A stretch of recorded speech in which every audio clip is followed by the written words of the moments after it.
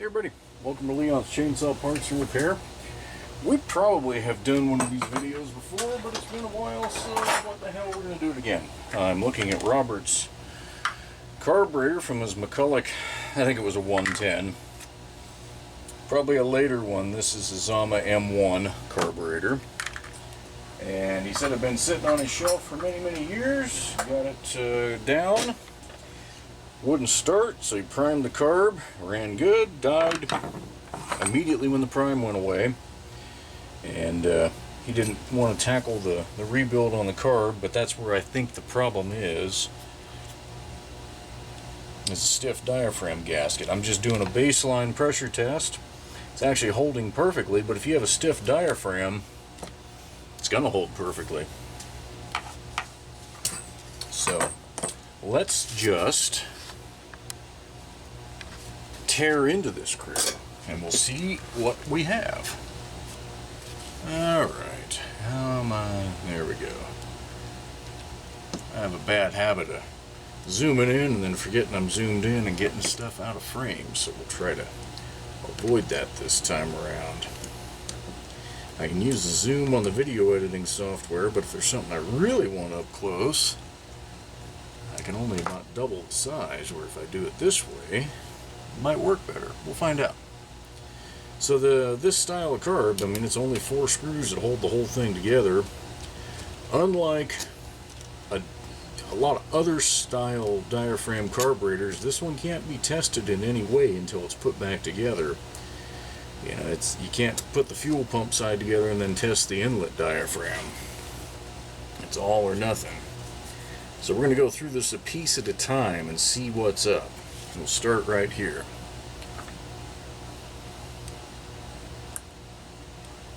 You guys hear that? Stiff as a board. This one's not even moving. And I suspect that I think that's a fuel passage right there. So that was actually stuck shut. So this will be a fairly straightforward. Okay. God, I know you can hear the crunch. I wish you could smell the stank. Because, oh my. That is remnants of fuel right there. And that smells horrendous. There's nothing quite like 20 or 30-year-old rotten fuel. A very distinct yuck. So on these things, this block, keep good notes of what you're doing. It'll only go back together one way, but you got to get your gaskets and your diaphragms in the right order. So just like in any other carburetor, you want your diaphragm against the block here. That's where it needs to seal. Your gasket should be between the diaphragm and that nylon spacer. But then it goes exactly opposite. You pull that off and your diaphragm is up on top and the gasket is down beneath it. Oh my goodness.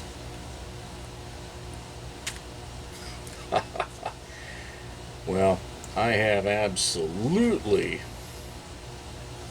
no surprise in me that this wouldn't run. I haven't seen one varnished up this good in quite some time. This is cool. It's a good demonstration.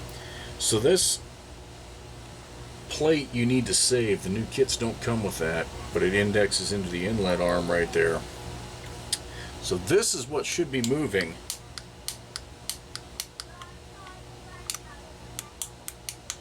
Hear that? I know you do. No bueno.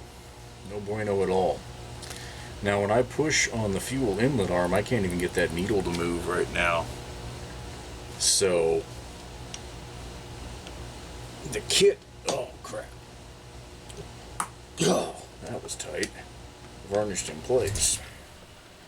The kit I pulled out is just a gasket and diaphragm kit. I'm not sure I have one that has the needle, but I'm not going to be all that terribly surprised if I need to find one. Oh my God. Yeah, this is a great demonstration carb. Look at that needle. Look at all the crap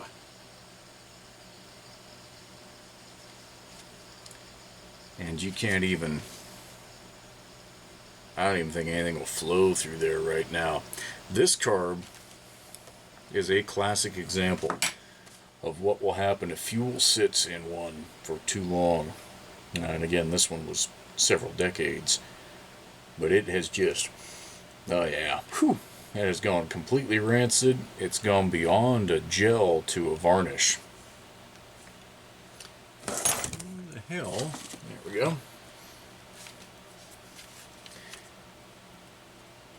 So that's the color the carburetor is supposed to be.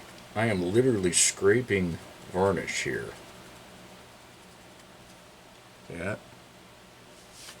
So anyhow, we're not going to go through the whole rebuild process here because I've got to get this cleaned up. And that's some old sealer around that plug that's coming apart. I need to get this cleaned up. Now, how do you fix this? Well, that's a great question.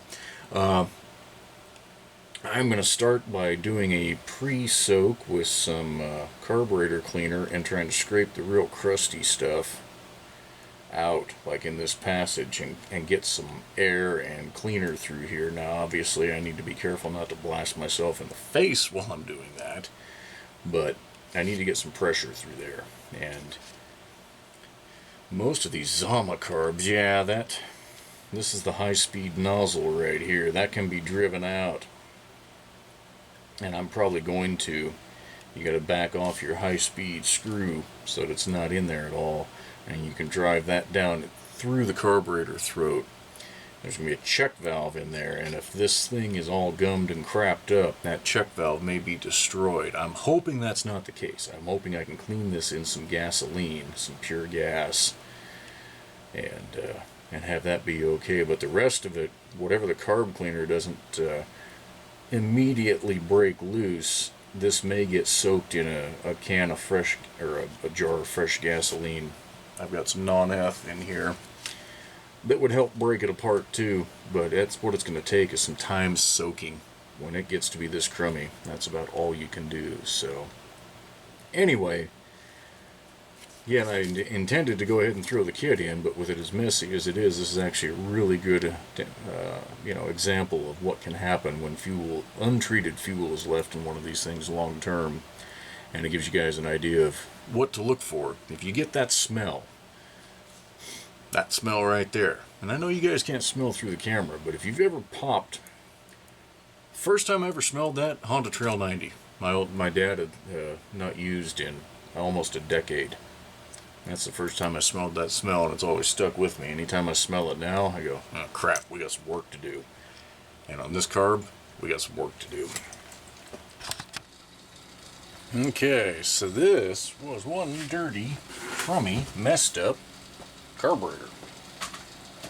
Took quite a bit of cleaning, and then I run through the ultrasonic cleaner just for good measure.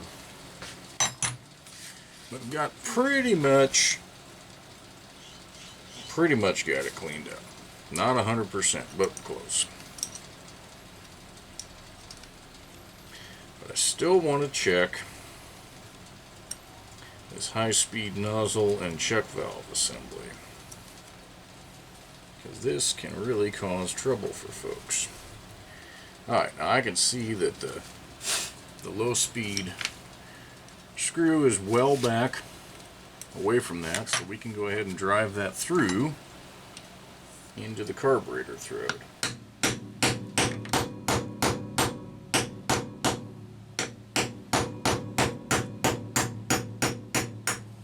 Okay. Well, that seems weird to do, but that's how you service these. And then it comes out one of these when you get the throttle blade just right, or the choke blade. Maybe. God, do I really have to take? That'd piss me off. Get back there. Wouldn't think you'd have to take one of those blades off. You don't in any other Walbro carb, but...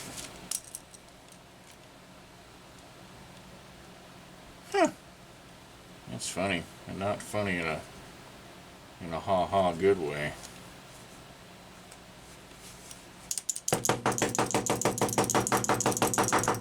This This reminds me of that stupid fuel filter in that Poolin a couple weeks ago. That dumb thing. Alright, so if you take these blades off, they only go in one way, typically, to operate. So note to yourself, you know, if there's a little depression that holds it in place, remember which way it goes. Mine goes down. And be careful with these screws, you don't want to strip them. And they're not designed to be taken in and out a bazillion times, so don't be surprised if the threads are a little rough. But it doesn't need to be 3 miles long like this either. This is a little bit silly. Come on, baby. Okay. Now, I'm going to get this twisted. Come on, you. Damn it. Little things that should be so simple sometimes turn into a pain in the ass.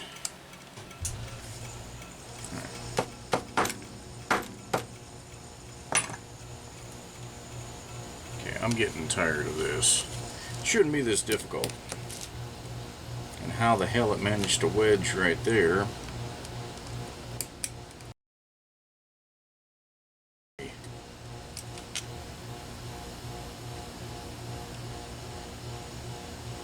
Couldn't do that if I tried.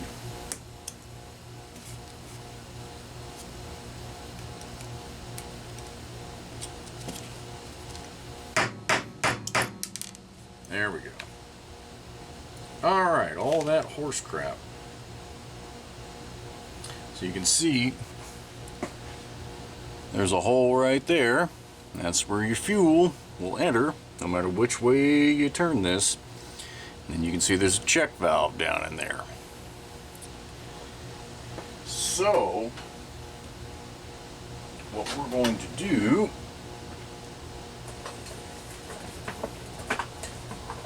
is test it from both directions.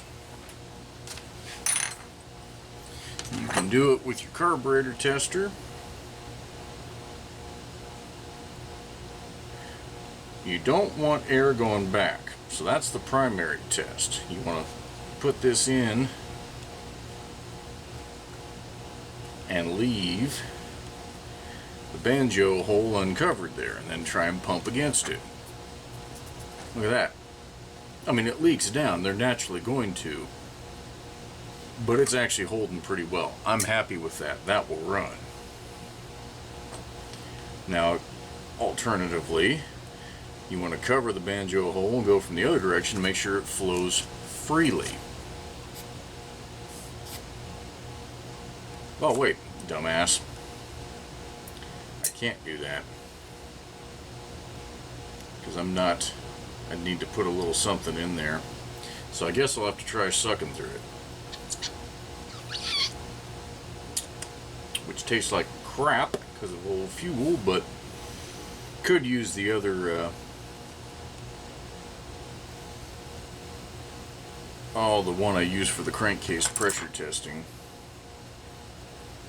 But you can also blow a little bit of air through here, which I'm actually going to do because I see a little residue. Looks like some powdery type residue. Let's see what comes out.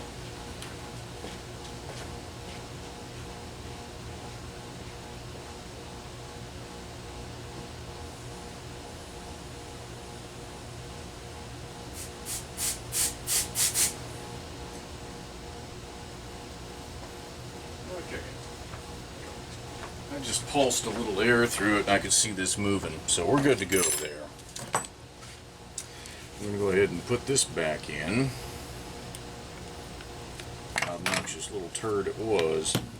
Most of the time, there's no reason to remove this jet, or nozzle, excuse me. But in a carb, in a bin, gummed up like this one, it's worth the extra minute. You just want it flush right there. Don't go too deep with it. And now we got to get the choke plate. And after all that saying I was going to remember where the depression was, I mostly do. Which means I'm going to get to play with this a little bit. Especially when you drop it in and it's not quite right.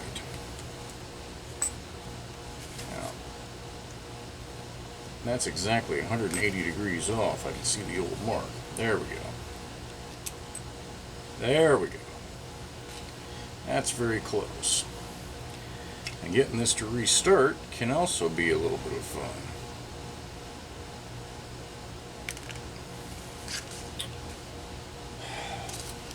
Because they don't have any taper to the threads. Damn it.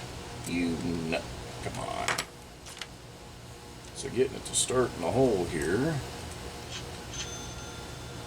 can be a pain in the butt. Kind of like that dumbass cell phone that always manages to do something when I'm trying to do something. And I don't need that little spider crawling around in my peripheral vision either. Now, as we're seeing, this is why I don't like taking these off. Because getting it back in is a poop. It's not any fun. There's nothing fun about it.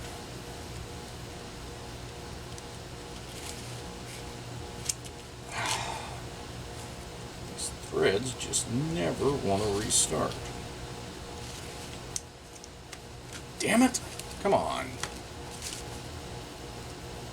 I'm not in the mood for this.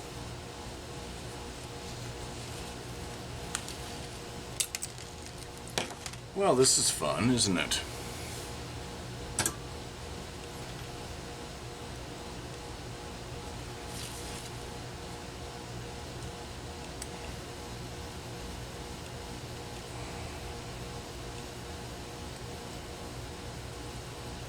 God, I hate these things. I so hate them. It seems like Walbro, or excuse me, Zama's the worst offenders.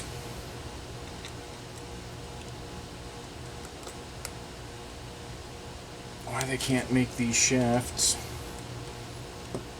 and the corresponding screws thread a little easier, I don't know.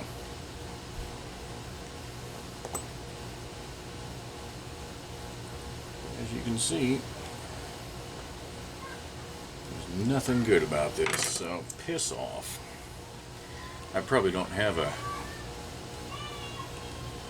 die that small.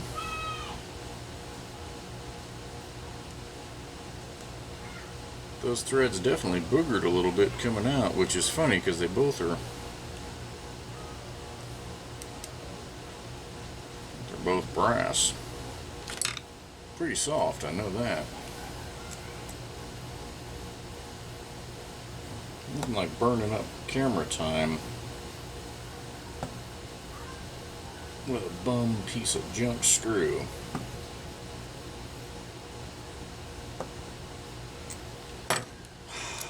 You dirty son of a bitch.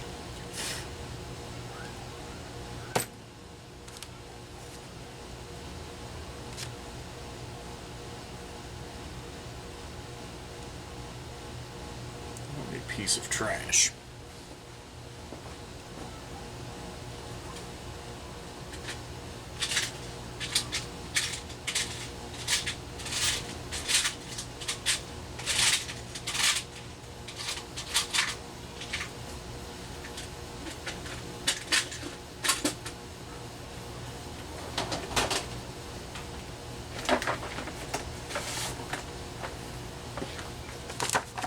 No, I don't have anything in here that small. This one that goes to 10.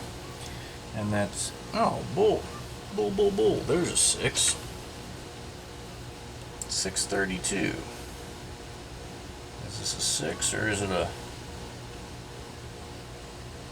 4.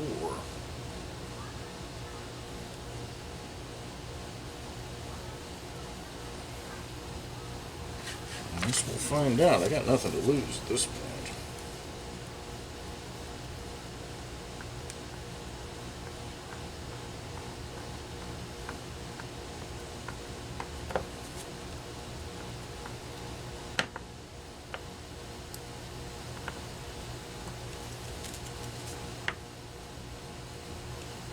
Well,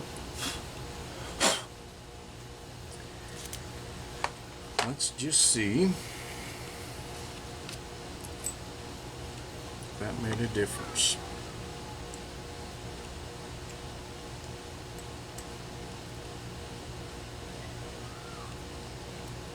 Got it. Nice. But of course, being so soft, that Phillips doesn't last very long. And I gotta rely on the slot here. Okay. Once you get that back in, make sure that it'll open and close all the way. And this one won't. It's not quite closed all the way. I'll loosen it up.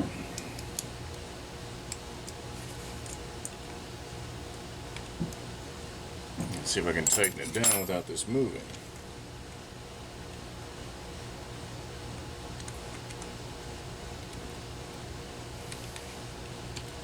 Okay, that's closed.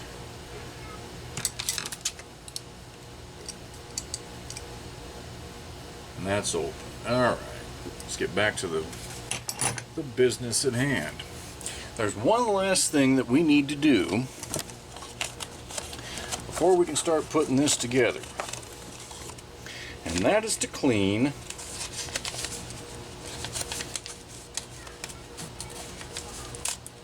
the needle seat. Now this was so plugged that fuel would not flow. If a person had just cleaned this up and not done anything with this needle seat initially, that's the fuel inlet passage. You can see it goes down and then comes back up, and your needle's right in there. That passage was clogged solid with crap, with varnish. So that was a case where just putting a kit in this thing would have done nothing.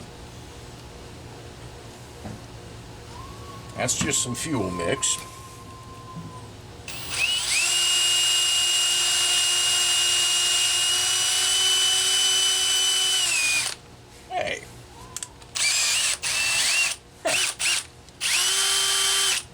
Yeah. Man, this is just the evening to piss me off, apparently. Last couple days, it seems like Murphy has been a little more persistent.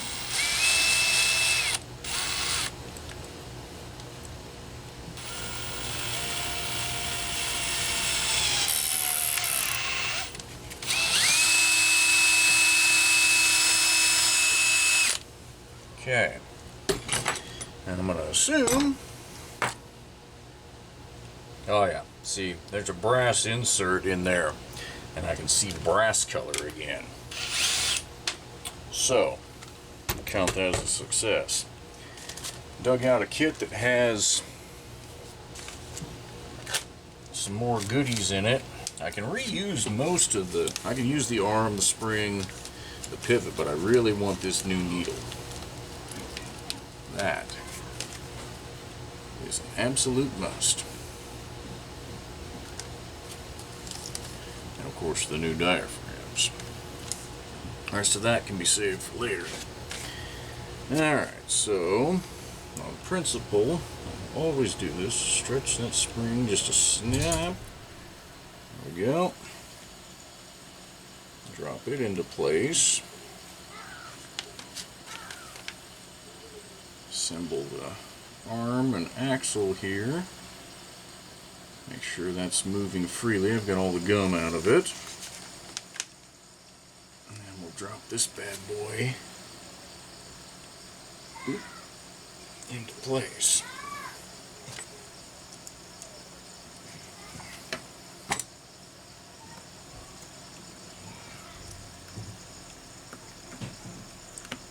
Okay.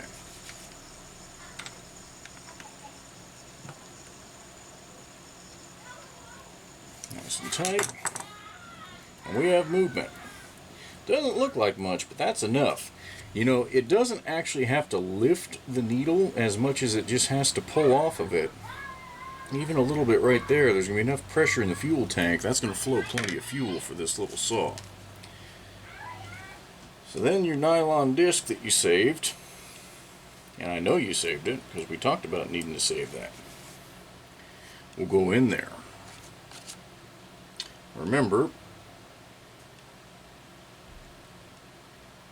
gasket down first. Now, do I have that oriented right? I am not convinced. I do not.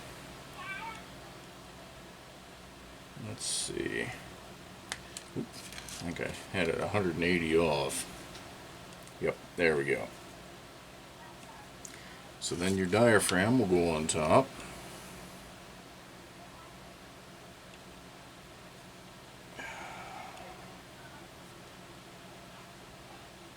So that has to go that way. Then your nylon block with the non-circuit will go down.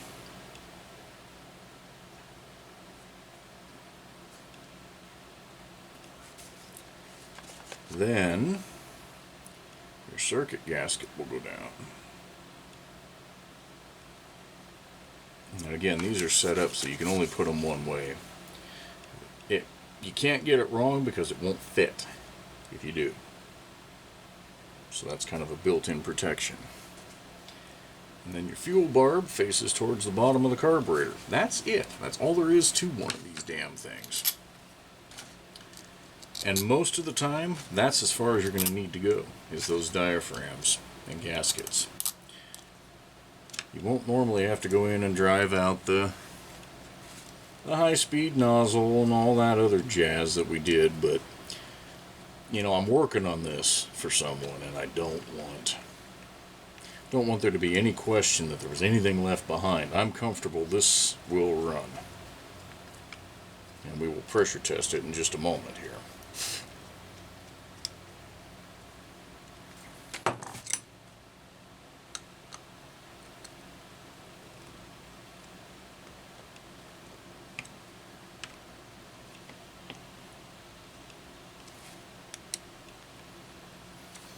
Okay, back together. I'm going to go ahead and reset this high-speed needle. I'm going to set it all the way closed, lightly, which is right there. And we're just going to go one open. That'll be too rich in all likelihood, but it will run. And that way it's tuned. Pressure test time. Oh, look at that. Something's not right. Isn't that special?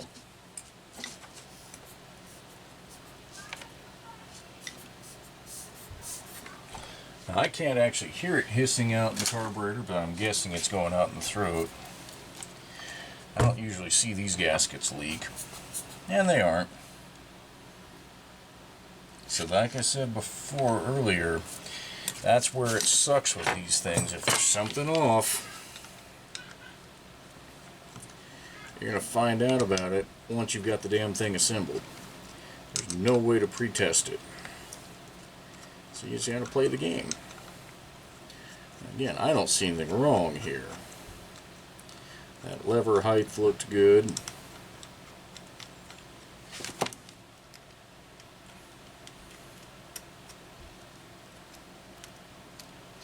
And I'm trying to be lazy here. Don't want to restack everything if I don't have to. That's irritating, alright. I mean, must be a little bit high. I'm not sure if I can bend it.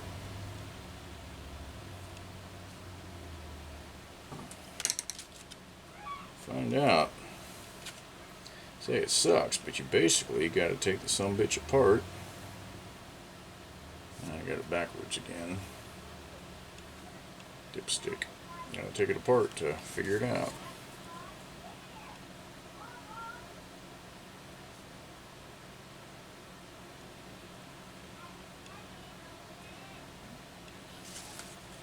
So let's go for take two.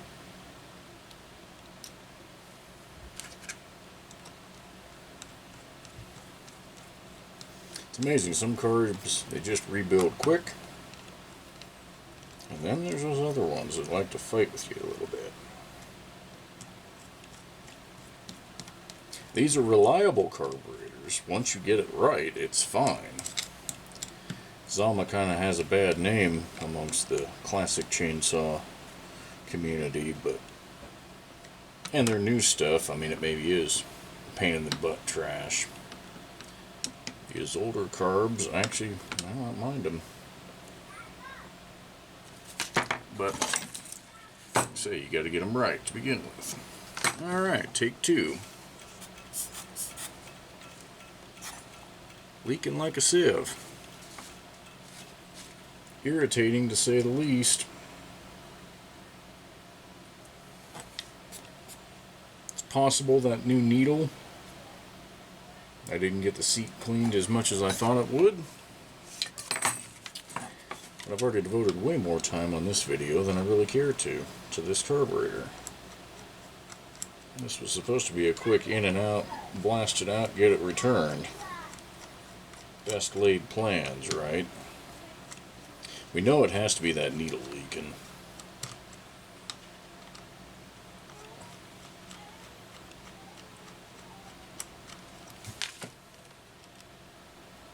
So, come on, you sucker.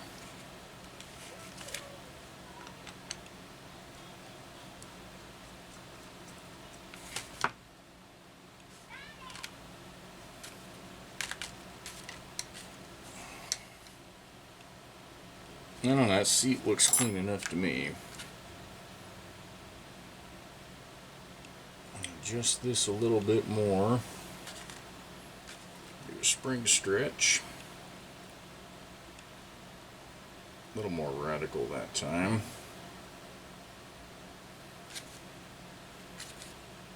And we will try this again.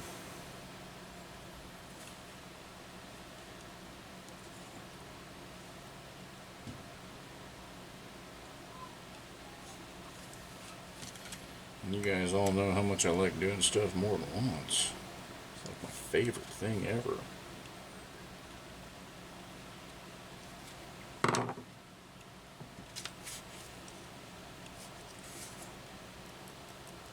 Okay, now if that doesn't work, I'm gonna try some bull crap.